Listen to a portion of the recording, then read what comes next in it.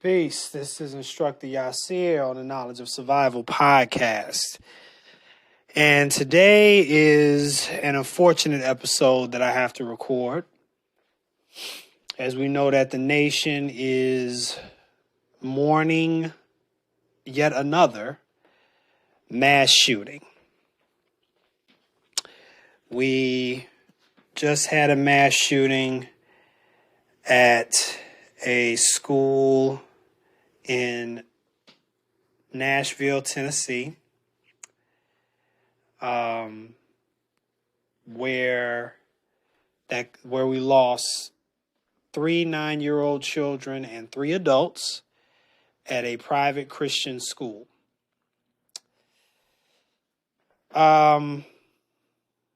So this is it's interesting that this happened during this time because I'm actually right now in the middle of reading a book or studying a book, I would say, called The Violence Project. And the book is on mass shootings, the motivation behind mass shootings, and what are some things that we can do to help deal with this, which has become just more and more reoccurring over the years since Columbine. It's just become more and more and more. And so I've been looking at the story over the past couple of days, picking up different notes here and there, and I took some notes down of some particular points that I wanted to hit on. And we're just going to kind of go from there.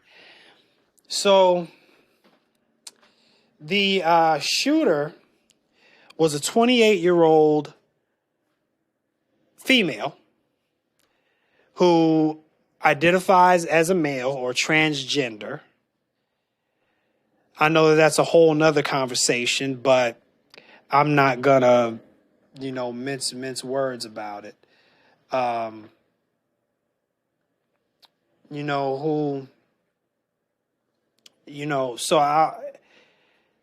Anyway, we'll touch back around on that.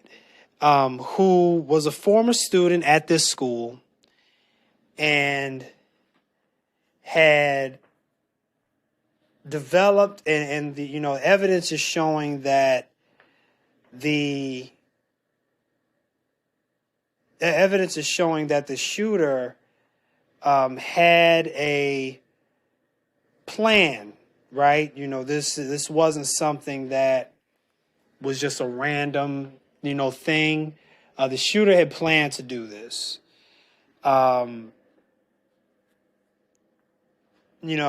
motive is remaining unclear, but police say at some point, Hale, who was the shooter, was a student at the Covenant School. It's a few things interesting about this. I mean, Hale was under care for an emotional disorder, had legally bought 7 firearms that were hidden at home. 3 of those weapons, including an AR-style rifle, were used in the attack. The shooter sent a disturbing Instagram message to a childhood friend just before 10 a.m. Monday saying, "I'm planning to die today," and that it will be on the news.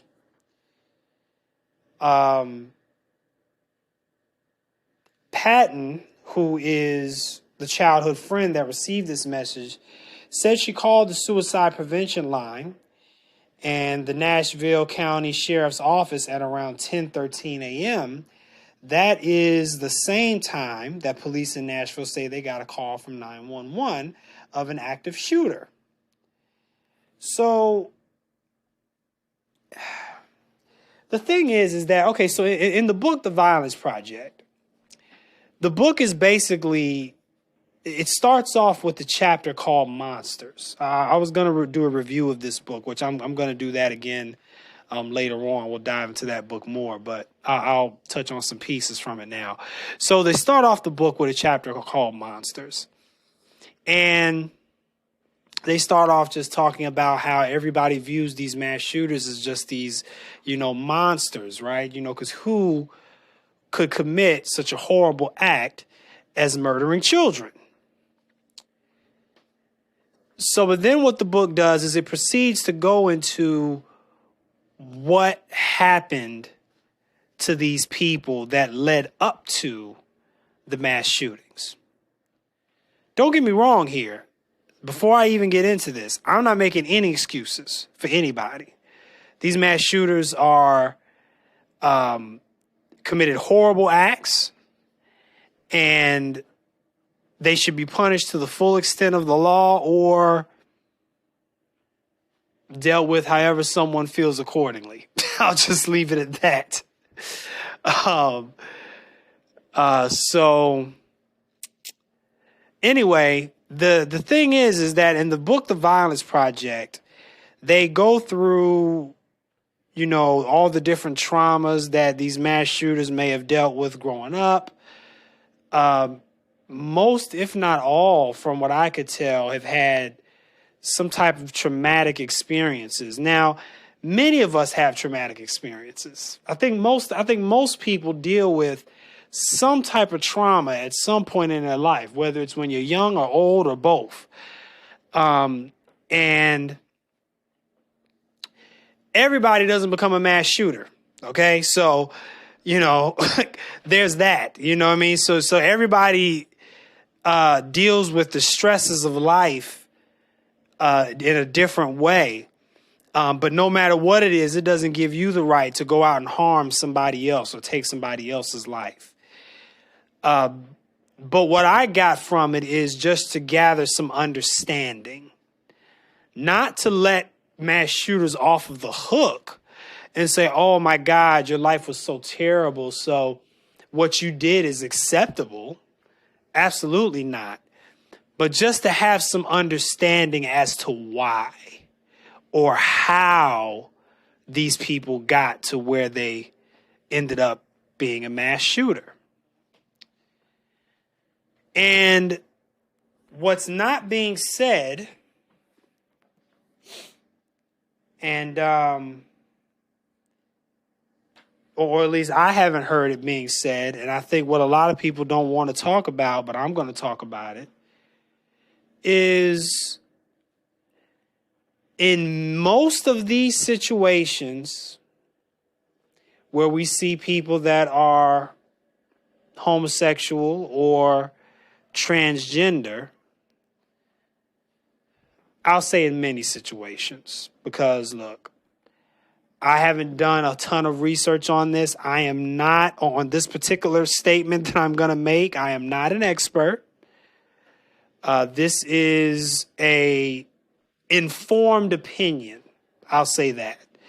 I have looked at some numbers.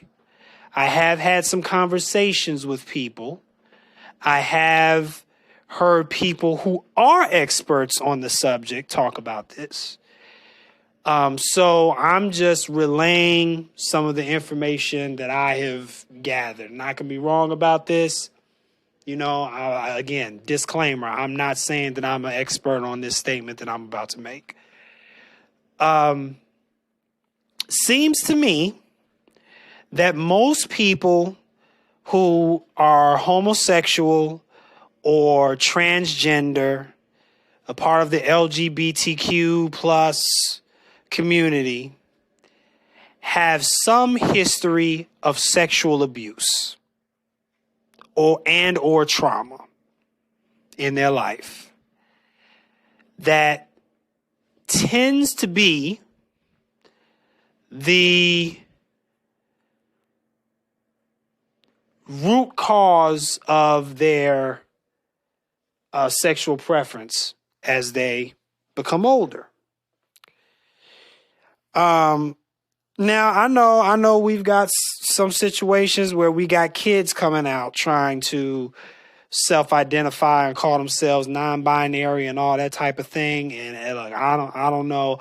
I'm not gonna say that they made their way. They came out from birth like that. I do not know. I'm not gonna step into that. I don't know. But this is what I've seen, or what I've heard, is that more often than not, most people or a lot of people, many people that tend to be a part of that community tend to have some type of history of sexual abuse or trauma. So when I heard that, when I started to see that the shooter, in this case in Nashville, is transgender, and it was a small Christian private school, and the shooter was, let me see, I believe she was 28 years old. I want to say 28. Yep, 28 years old. So it made me wonder, because they say that they don't know exactly what the motive is yet. Okay, they haven't determined an actual motive for the shooting.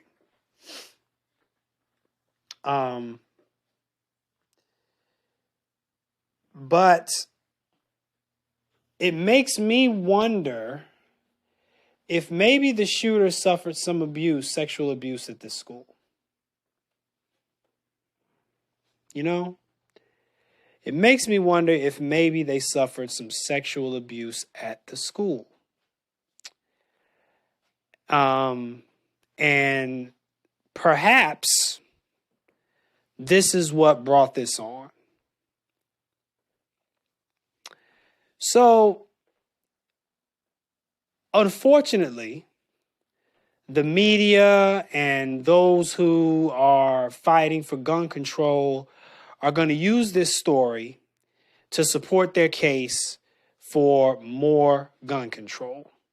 Just like they did with the shooting in Buffalo, just like they did with the Uvalde, Texas shooting, and every other mass shooting, you know what I mean, that's going on.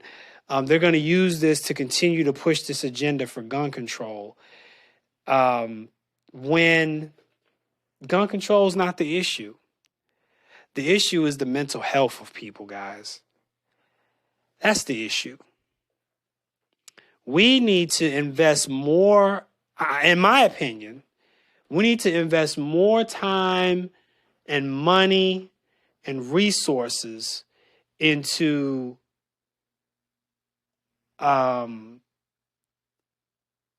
training people in these positions to recognize when someone is struggling, and train people in these positions to be able to engage with these people and get them to open up so that they can start to receive the help that they need before we have a horrible situation like what happened in Nashville.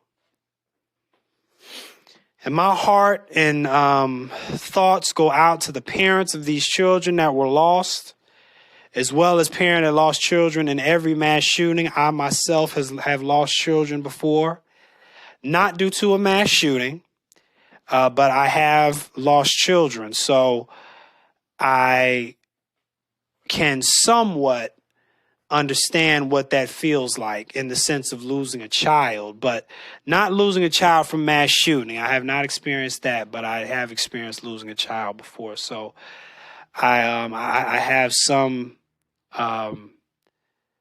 experience with what that must feel like for the parents. So my heart goes out to you. If you happen to hear this, we just have to do better. We have to do better, guys. So I think that more time and resources need to go into training people to recognize these issues. And also, too, we need to train more people on gun safety and how to use them in a way to thwart situations like this. One other note is that there was no armed security at the school. There was no security officer at the school. So no security officer at the school. Okay? So that's one missed opportunity there. Perhaps if we had security at that school or stronger security measures, then the shooter may have thought twice about that. Criminals are looking for the easy mark. Mass shooters, they also want to, from what I have, learned, is that a part of their goal is to have a certain number of a count. They want to die in infamy. They want to be famous in their death. Even that it doesn't matter, even if it's for such a horrible thing like a mass shooting. And part of it is they want to run the numbers up. They want to run the numbers up of how many people that they kill. So if we have a situation where they know that there's armed security at these schools, I think they'll think twice about that. I believe so. One thing, though, I do want to give props and respect and love to the officers that ran in there. I saw that video this morning. I saw body cam footage from a couple of officers that were a part of a team of officers, Mr. Rex Engelbert and Mr. Michael Colazzo. Guys, amazing job. You did exactly what you were supposed to do. I mean, looking at the body cam footage, I mean, these officers did not play any games. They pulled up, parked their car, popped that trunk, got those weapons out, started barking orders. Not barking, but started giving commanding orders. All right. And went right in there. I mean, props to the teacher. It was a teacher that was outside of the school that helped let the police officers know where, things were happening, that assisted them in that. So props to her as well. And I mean, these officers came right in and I mean, they got busy. They got busy. Completely opposite from the police in Uvalde. Okay. These police came in and did their job. So I want to give great respect and love to these officers. And they came and put down this shooter and save more lives. Save more lives. Save lives. Unfortunately, they weren't there in time to stop, to protect the 6 people who did lose their life, but they got there as quickly as they could and they handled business. So love that. You know what I mean? And that's what the police should be doing. So guys, I mean, this is where we want to, this is where we need to focus, guys. I think we need to be preparing our school officials and people who engage with our children and protect, and we just need more training. You're not going to legislate evil away. Okay.